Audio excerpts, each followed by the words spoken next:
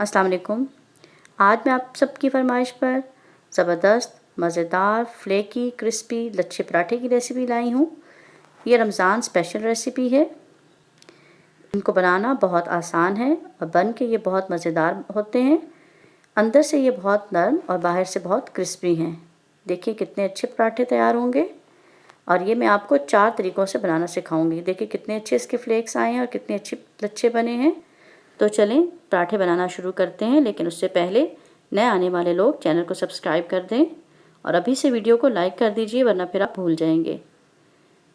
इसको बनाने के लिए यहाँ पर मैंने 3/4 कप दूध लिया है, हाफ कप पानी है, आधा चाय का चम्मच नमक और 1 चाय का चम्मच चीनी है, 3 बड़े खाने के चम्मच ऑयल लिए हैं। अब इन सब चीज़ों को साइड पे करते हैं और दूध और पानी को मिक्स कर लेते हैं और इनको मिक्सचर को नीम गरम कर लेंगे। देखिए दूध और पानी के मिक्सचर को मैंने नीम गरम कर लिया है, इससे पराठे नरम बनते हैं। 2 कप मैंने आटा लिया है, गंदम का आटा है, और 1 कप मैदा लिया है। आप चाहें तो सिर्फ मैदे में बना सकते हैं और चाहें तो गंदम के आटे में बना लें। इनको मिक्स किया है मैंने, इसमें नमक शामिल किया है, चीनी शामिल की है। अच्छी तरह से फिर से मिक्स कर लें और जो ऑयल बताया था मैंने वो भी इसमें शामिल कर दिया है। ऑयल डालने के बाद इसको इस तरह से हाथों पे रखते हुए मसलना है। इस तरह से आपके पराठे क्रिस्पी बनेंगे, फ्लेकी बनेंगे। देखिए इस तरह से इसको मसल लें। ऑयल को अच्छी तरह से आटे के अंदर मिक्स कर लें।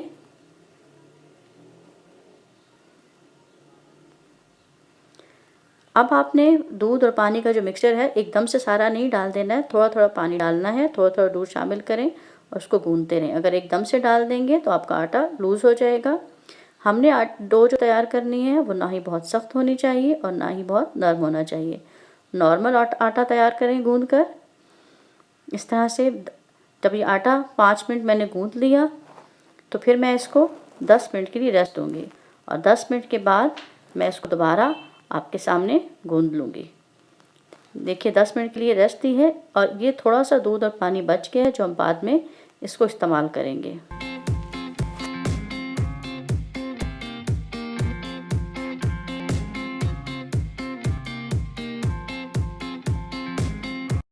दस मिनट बाद इसको दोबारा से अच्छा सा गूंद लेना है। आप चाहें तो इसी पॉट में गूंद लें या फिर सरफेस पे थोड़ा सा ऑयल लगाकर वहाँ पे भी आप आसानी से उसको गूंद सकते हैं। थोड़ा सा मैंने वो दूध और पानी का मिक्सचर हाथों के साथ लगाया है और इसको अच्छा सा मसलते हुए इस तरह से गूंद लें। 5 मिनट के करीब हम इसको गूंदेंगे और देखिए इस तरह से सॉफ्ट डो तैयार हो चुकी है। अब इसको 30 मिनट्स के लिए रेस्ट देंगे, लेकिन उससे पहले मैंने हाथ पर थोड़ा सा ऑयल लगाया है और इसको इस तरह से आटे के ऊपर लगा दिया है। इसके लिए मैंने देसी घी लिया है, आप चाहें तो ऑयल भी ले सकते हैं। घी को मैंने मेल्ट कर लिया है। अब हाथों पर घी का इस्तेमाल करेंगे और इस तरह से पेड़े बना लेंगे। देखिए इस तरह से हाथ पर रोल करना है। मैं आपको दोबारा से बनाना सिखा देती हूँ। इस तरह से दोबारा हाथ को मैंने ऑयल लगाया और आटे को हाथ पे रखते हुए इस तरह से आहिस्ता आहिस्ता इसको सबको आटे को इकट्ठा कर लें और फिर दूसरे हाथ को की जो 3 उंगलियां हैं इनसे इस तरह से आटे को प्रेस करते हुए यूँ इस तरह से घुमाते रहें और इस तरह से एक अच्छा सा गोल सा पेड़ा बनकर तैयार हो जाएगा। जितना पेड़ा गोल होगा रोटी भी और आपका पराठा भी उतना ही गोल बनेगा। देखिए पेड़ा तैयार है। देखिए इस तरह से मैंने 4 पेड़े बनाकर रख लिए हैं, क्योंकि मैंने आपको 4 तरह से पराठे बनाना सिखाने हैं। एक पेड़े को इस तरह से उठाएंगे और हाथों में से इस तरह घुमाते हुए एक छोटी सी रोटी बना लेंगे। थोड़ा सा खुश्क आटा लगाएंगे और इसको बेल लेंगे। नॉर्मल जिस तरह से पतली रोटी बेली जाती है वैसे ही आप इसको बेल कर तैयार करेंगे।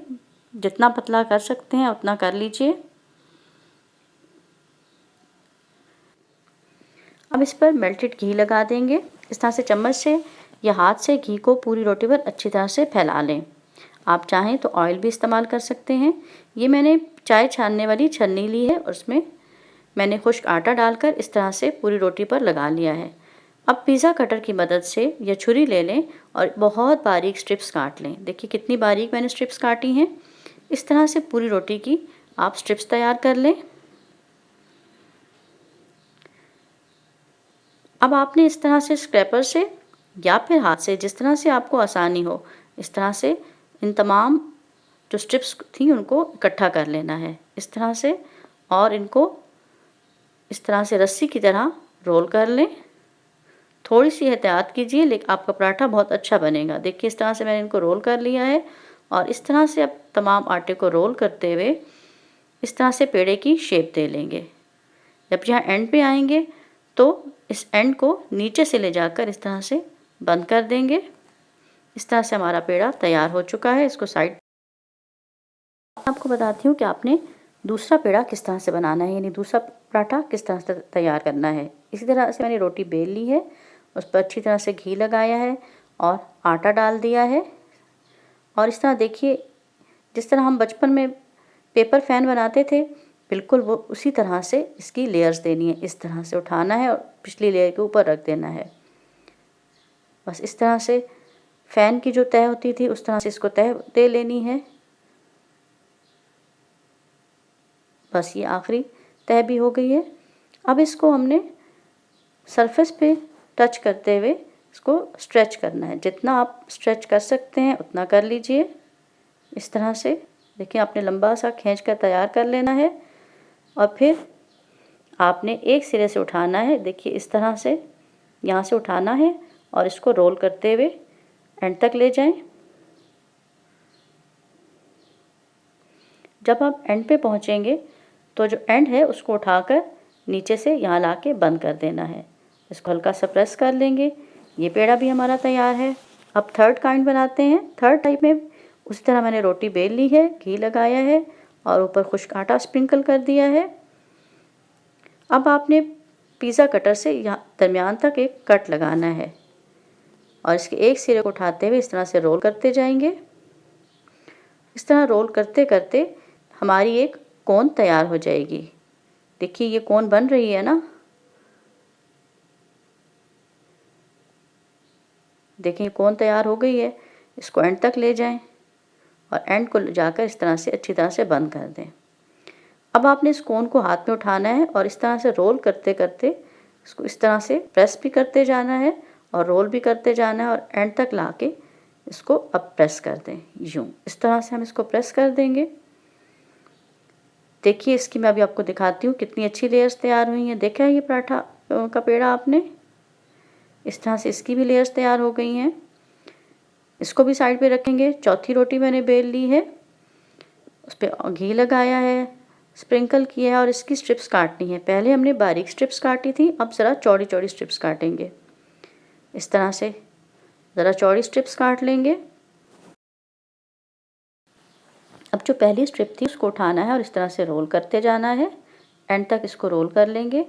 अब इस रोल हुई स्ट्रिप को दूसरी स्ट्रिप के ऊपर रख के फिर से रोल कर लेंगे। देखिए इस तरह। अब इसी तरह तमाम स्ट्रिप्स को एक दूसरे के ऊपर रख कर रोल करते रहेंगे। जितनी स्ट्रिप्स हैं उनको इस तरह से आप रोल कर लें और इस तरह से एक पेड़ा हमारा तैयार हो चुका है। इसको भी इस तरह से प्रेस करें, थोड़ा सा यहाँ से भी सेट कर लें। देखिए 4 पेड़े तैयार हो चुके हैं। इनको कवर करके रख दें 10 मिनट के लिए। मौसम अच्छा है, बाहर ही पड़े रहें, इनको बस कवर कर देंगे। अगर गर्मियाँ हैं तो थोड़ी देर फ्रिज में रखिएगा। पराठा बनाने के लिए इस तरह से पेड़ा आप उठाएंगे, थोड़ा सा खुश्क आटा डालेंगे और इसको बेल लेंगे। कोशिश कीजिए कि थोड़ा मोटा रखें ताकि आपका अच्छा सा खस्ता सा पराठा बने, बहुत पतला ना बेलें। इस तरह से।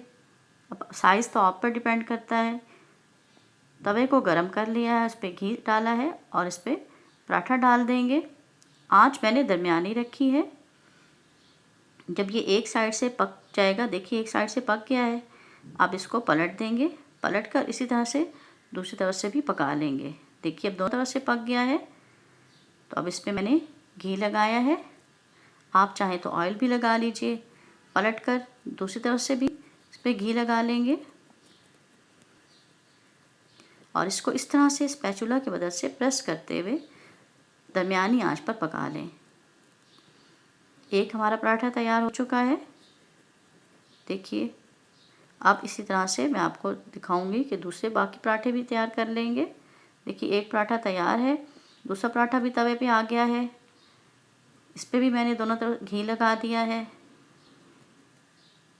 रमज़ान स्पेशल में अब आपको जो जो रेसिपीज़ चाहिए आपने मुझे कमेंट बॉक्स में साथ साथ बताना है। इंशाल्लाह हम आपकी तमाम रेसिपीज़ को तैयार करके दिखाएंगे। देखिए, इस पराठे के कितने अच्छे आए हैं लच्छे। तीसरा पराठा भी मैंने डाल दिया है। इसको भी उसी तरह से दरमियानी आंच पर फ्राई करेंगे। घी कम या ज़्यादा आप अपनी मर्ज़ी से डालें, चाहे तो बटर में बना लें, चाहे तो ऑयल में बनाएं। देखिए, ये ज़्यादा क्रिस्पी और ज़्यादा अच्छा बना है। देखिए, कितने मज़ेदार, नरम और खस्ता पराठे तैयार हो रहे हैं। इसी तरह चौथा पराठा भी तैयार कर लेते हैं और हमारे अब चारों पराठे बनकर तैयार हैं। आज की रमज़ान स्पेशल में लच्छेदार पराठे तैयार हैं। इस रेसिपी को आपने एंड तक देखा है, इसका शुक्रिया। जाने से पहले वीडियो को लाइक और शेयर करना बिल्कुल नहीं भूलना। अल्लाह हाफिज़।